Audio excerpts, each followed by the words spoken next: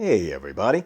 Well, just when I think I'm done discussing the Enterprise D model from Eaglemoss, along comes another video. So there's a couple things I wanted to address in this video. Now, in case you're not familiar with what I'm talking about here, I'll put a link down in the description referring to the first two videos of why I quit building the Enterprise D, the I quit video, and then the follow-up video I did afterwards when I was contacted by Eaglemoss once they saw that video. So the reason you're looking at this pile of lights is because this is all that remains of my Enterprise model. That model now resides in a landfill somewhere. Yep, that's right. I threw it out. I couldn't take it anymore, and I just threw it out. So I figured the only thing I kept from it were the lighting, because I figured I could use these for some other projects. This is the mess that was inside the saucer. This is the mess that was going on in there. This mess is what was inside the neck. You can see the blinkers there and the light bar here for the impulse engine. So I kept these because I might be able to use these for some future projects. So there's a couple things I wanted to discuss in this video. First of all, I've had people asking, what is the deal with the parts delays and stuff like that? And I feel like some people have felt that I have been making excuses for Eaglemoss, or making excuses like Eaglemoss has been doing about why there's delays in these parts. And I want to make it clear that I am not trying to make excuses for Eaglemoss. And the reason I couldn't discuss the issues that were going on is because, as far as I know, there are legal issues going on between Eaglemoss and Kenco. Kenco is the distributor. I guess they're the distributor for us here in the United States. And there were some issues going on between those two people. Kenco, now, like I said, I can't discuss everything because of the legal things going on, but Kenco was not doing what they were supposed to be doing. And I think Eaglemoss found out later on, or much later on, that things weren't getting done on their end like they were supposed to. And because of that, there are now legal issues going on between that. I think that's why Brett, the main customer service guy from Eaglemoss, had contacted me.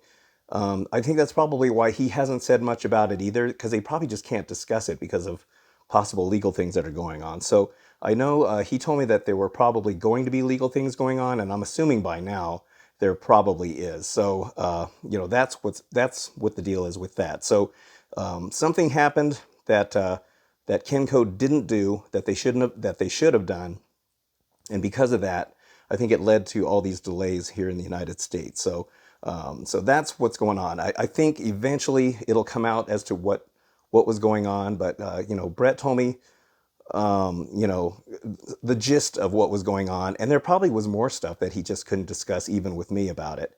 But he asked me not to, talk about it in a video because it's, all the legal stuff going on. So I can at least tell you that much. I just wanted you to know, what the deal was with that and why I couldn't discuss it. I didn't want people thinking I was making excuses for Eaglemoss, because I wasn't. The other thing I've had people asking is, I threw the model away a while back because I couldn't take it anymore. I kept seeing it. I had it sitting on the shelf over there where the camper van is from Lego, and every time I walked into this room, I kept seeing it sitting there, and I just couldn't take it anymore. It's like every time I walked in there, I see this model that I know I'm never going to get back to working on it again, because quite frankly, I had lost complete and total enthusiasm for ever going back and building that model. And when you saw this nightmarish mess of wires in there, I just didn't have it in my soul to go back and build it and spend another $1,300 to complete that model. As I've mentioned in the other two videos, it is just, filled with flaws and problems.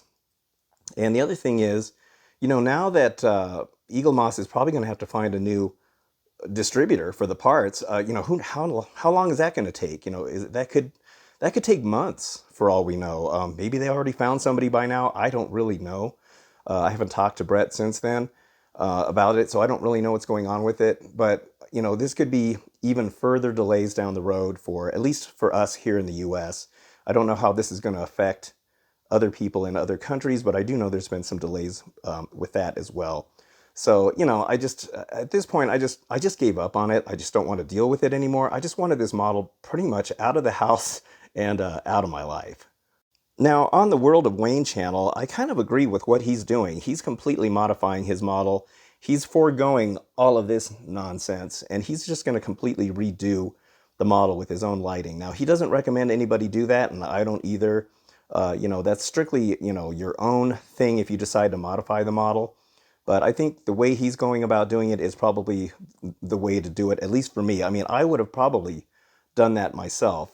He's gonna gut all these lights out of the model and put in some strip lighting or LED tape, which is what they should have done with this model to begin with. I mean, this is just way ridiculous.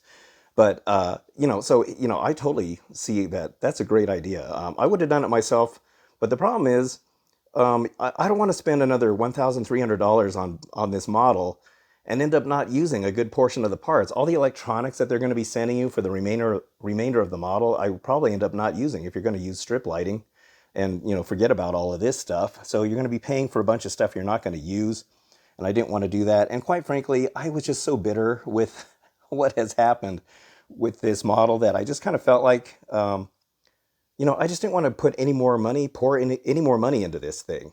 Now, having said all that, for those of you who are still building the model, like I said before, more power to you. I really want to see one of these Enterprise models completely built, because I want to see what it looks like when it's finished, how it's presented on the stand. As I mentioned before, I honestly don't feel like the saucer and the star drive section, the rest of the ship is going to connect. I think there's going to be two separate stands, one for the saucer, one for the rest of the ship, and you're just going to pretty much, slide the two parts together, and the saucer is just going to sit on the neck, and that's going to be it. It's not going to be like a full model. And as one of my viewers mentioned, it's kind of false advertising, and it kind of is, because it makes it look like the model's a whole model, and in fact it isn't. But we don't know for sure if that's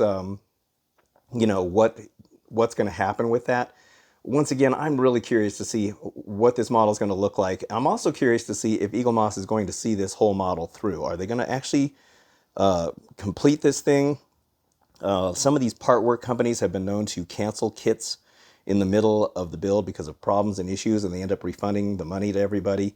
I don't think Eaglemoss will do that. I think they're going to probably go through with the rest of this kit.